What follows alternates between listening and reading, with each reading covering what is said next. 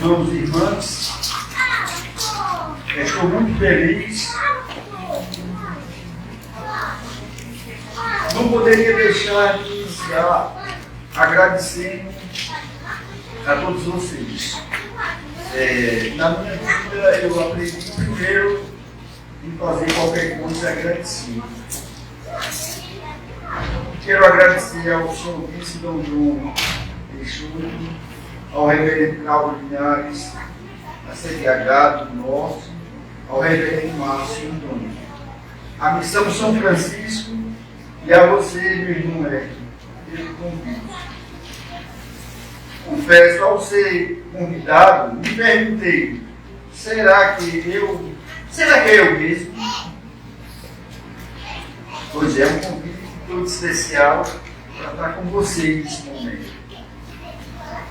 Um reverendo franciscano, matuto, um índio lá das matas, lá do Agreste, ser convidado para tão brilhante momento como esse, aonde o nobre irmão é bom, recebe as sagradas ordens, não é fácil, não está aqui.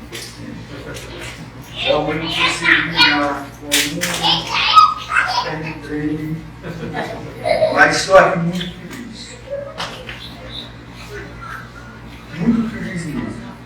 E ainda um reverendo que cuida de animais e moradores em situação de rua. Tem tudo para dar certo ou para dar errado. É muita coragem, meu irmão Hélio. Eu pensava duas vezes. Convidar um reverendo tão troncho desse tipo. As minhas palavras são simples. Neste dia, agraciado por Deus, será a luz de candeeiro. E convido os irmãos e irmãs a caminhar comigo.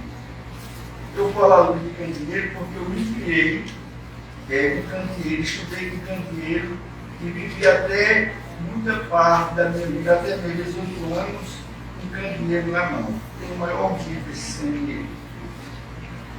A vocação é o chamado de Deus, e é lapidado aos poucos durante uma caminhada, que se faz presente na vida da comunidade e tem sua importância além da formação, da oração e do discernimento. A pessoa vocacionada é identificada na sua comunidade para exercer o ministério, saindo da comunidade e retornando a ela para servir. Sim, as pessoas são muito importantes no reconhecimento de diferentes chamados vocacionais. Jesus é o companheiro de todos os momentos vocacionados, do vocacionado. O vocacionado é apaixonado em semear a paz, a esperança no meio dos pobres e excluídos. A caridade alivia um pouco o sofrimento dos irmãos. Precisamos ser agentes transformadores, motivados a promover na promoção humana e, ao mesmo tempo, promovendo a vida em sua plenitude. Está presente e ao encontro dos abandonados. Assim nasce um vocacionado. E esta missão, São Francisco e Petrolina, no sertão, tem o rosto de cada irmão e irmãs, sem terra, sem teto, dos quilombolas, dos indígenas, dos ribeirinhos, dos irmãos LGBT, dos moradores em situações de ruas, da educação, da cultura, do meio ambiente, dos excluídos. Este é o chamado para as sagradas ordens diaconais. Em cada rosto está a comunidade que se identifica com o Evangelho de nosso Senhor Jesus Cristo. Educador, libertador e transformador. No Atos dos Apóstolos, no capítulo 6, versículo de 1 a 7, mostra como nasceu a Sagrada Ordem Diaconal. Com o aumento da comunidade, também começaram a surgir os primeiros problemas na organização interna. Naqueles dias, o número dos discípulos tinha aumentado. O povo de origem grega queixava-se do povo de origem hebraica. Viver em comunidade não é fácil. É preciso diálogo. Naturalmente, os apóstolos convocaram a comunidade para avaliar a situação e encontrar uma solução que contemplasse a todos. Era preciso a participação de todos e a partilha em favor dos necessitados. A grande assembleia. As viúvas, os pobres, os cegos, os coxos, o foco dos discípulos realmente era as mulheres, viúvas e as que não podiam ter filhos, abandonada por seus maridos, desprezada na distribuição diária. Assim, os ministérios vão se organizando na comunidade. Igreja, povo de Deus. Logo, é formado com muito amor a importância do serviço diaconal, priorizando os necessitados e marginalizados. No versículo 3 e 5 de Atos, é melhor que escolham entre vocês 7 homens honestos, responsáveis, de boa conduta, liderança, vivência em comunidade, cheio do espírito de sabedoria. A proposta agradou a todos. Um dos escolhidos foi Estevão, homem cheio de fé e espírito do Espírito Santo. Também Filipe. Estevão era modelo para os cristãos e confirmou a presença para os discípulos. Sem dúvida, São Lucas apresenta como exemplo e como testemunho de vida. Vem a escolha, o compromisso com o meio de Deus, a caminho do amor, liberdade, coragem, fidelidade ao Espírito Santo. Diante da opressão, não se intimidar e se acovardar. Estevão foi acusado de difamar Moisés e Deus, e assim foi conduzido ao Sinédrio, que era composto pelas autoridades governamentais religiosas. Percebe-se que as acusações contra ele são as mesmas dirigidas a Jesus. A cruz de Cristo faz parte do diaconato. O diácono Estevão resume a história de Israel, mostrando o projeto de Deus, que se alia com o povo na construção histórica em direção à vida e à liberdade. Estevão fez o resumo de toda a história, de todo o Velho Testamento. E naquele momento que era julgado, que foi condenado, que foi caluniado, e naquele pai, onde estavam todas as autoridades, e aqueles que ouviam e via ele, o homem se expressava tão bem. O homem tinha, num discurso tão belo, relatando toda a história do Velho Testamento, mas não conhecia ninguém. O levou a ser morto, apedrejado. Aquele que estava ao lado, vendo toda aquela situação, via que o rosto de Estevão era como o rosto de uma criança, era como o rosto dos anjos, mas nada conhecia. No século III da era cristã, Lourenço foi queimado pelo seu testemunho do Evangelho em Roma, pelo gestor do Império Valeriano. Este queria, porque queria que ele mostrasse toda a riqueza da igreja. Começou a implicar, perseguir, caluniar Lourenço, para que apresentasse os bens que tinham. E ele convidou o gestor, convidou o prefeito para expor os outros, que era, imagine, que audácia, convidou, a todas as autoridades e colocou em frente da igreja. E disse: eu quero mostrar a vocês quem são os bens que eu tenho para mostrar a vocês.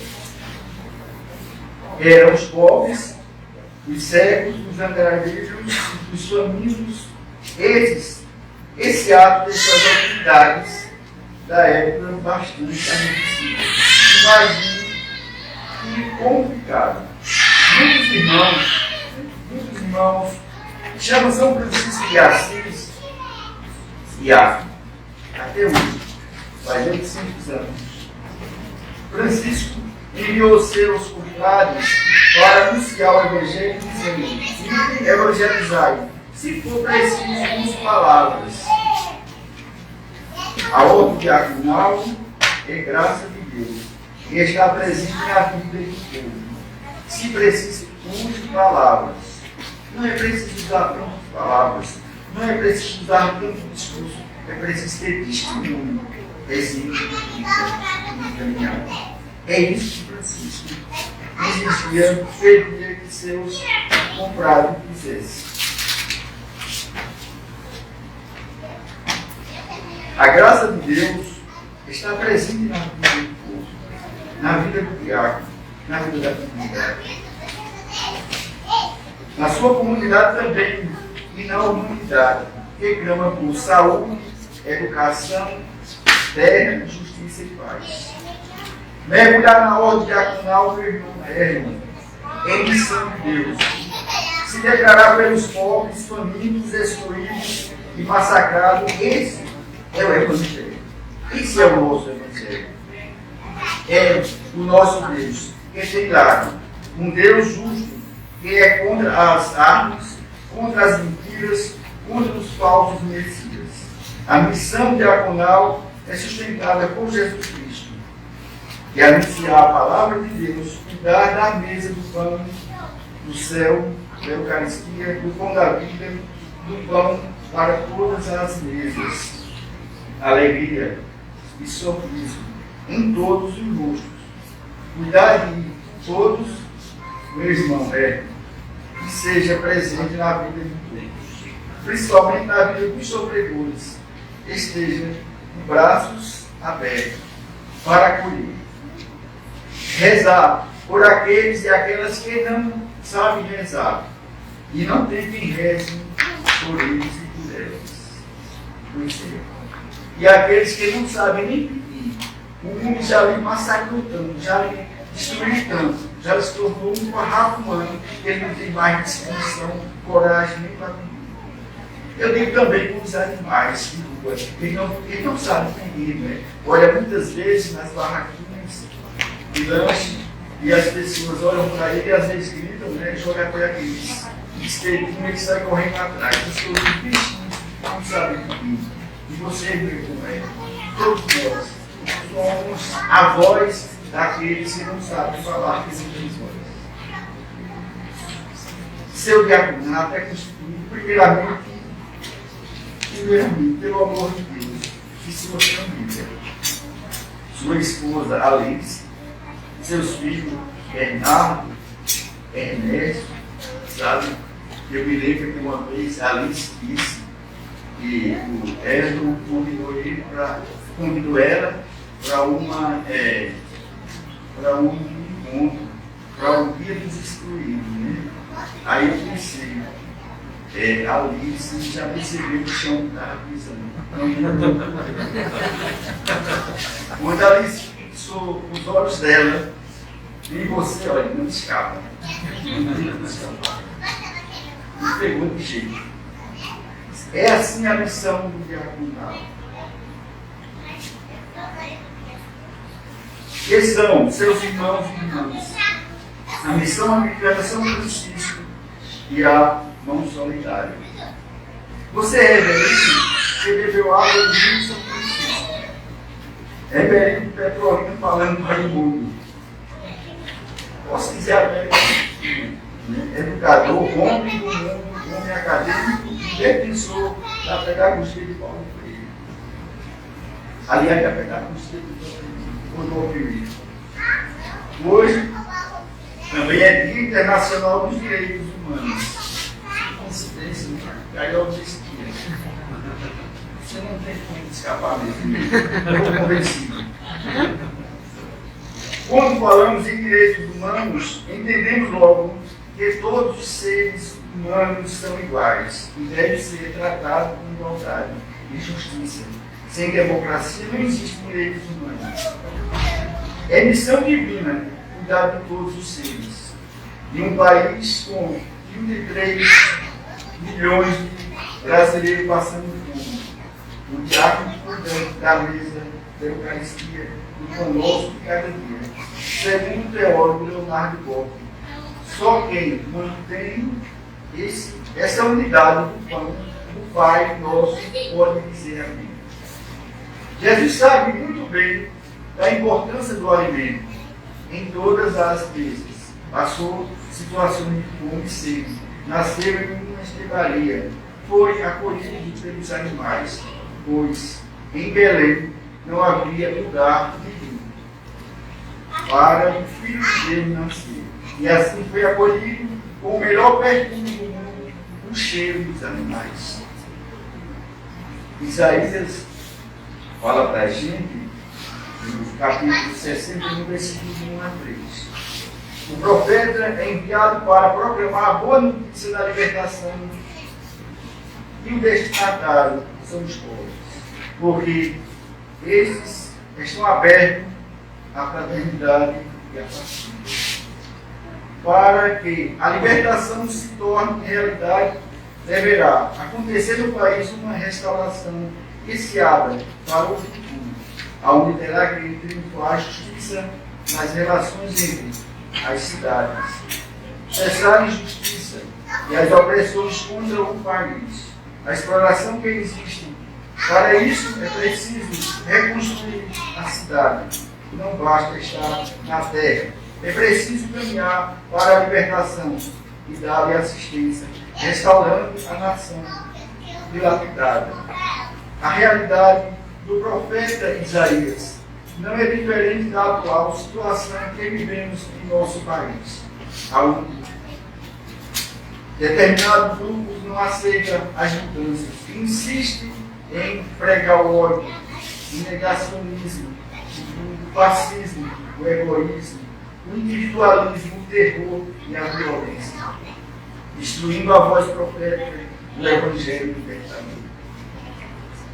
São Lucas, no capítulo 22, versículo 24 a 27, fala das autoridades e do serviço. O diácono, a mesa da Eucaristia, torna-se um lugar e um momento de partilha. Cuidado com o amor. Segundo o educador Paulo Freire, a educação é um ato de amor, pois um ato de coragem.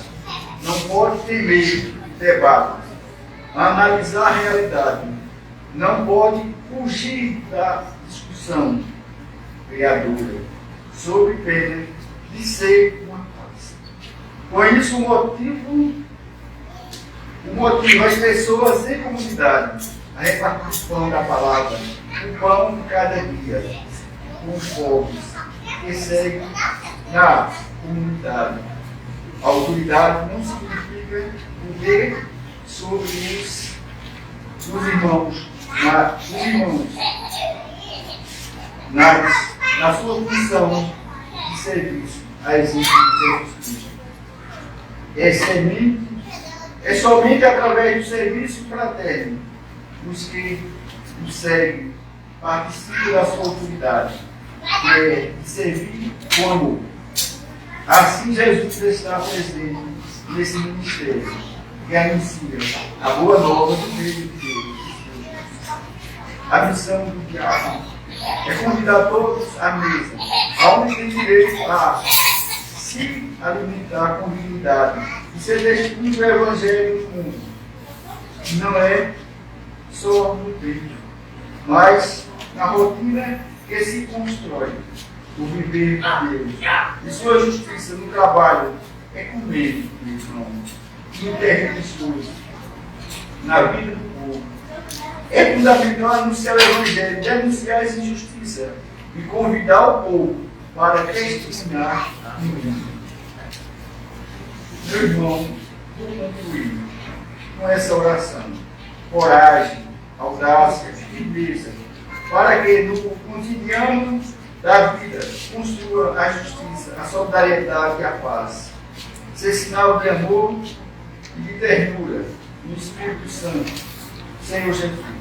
Olhai para nosso diácono, que ele seja imagem viva do Cristo, segundo o exemplo ser seu exemplo. Cuide com carinho e amor, a serviço da vida e da esperança. Pai, Filho e Espírito Santo. A Trindade amada, vós chamai os homens e as mulheres para ser presença de Jesus Cristo no meio do povo, no seu amor. Ajuda o nosso diácono, Aaron, a caminhar com o seu povo em comunidades, a serviço do seu reino e justiça, segundo o Evangelho de nosso Senhor Jesus Cristo. E a graça recebida, meu irmão Aaron, seja fiel à sua vocação. Em nome do Pai, do Filho e do Espírito Santo. Amém. Amém.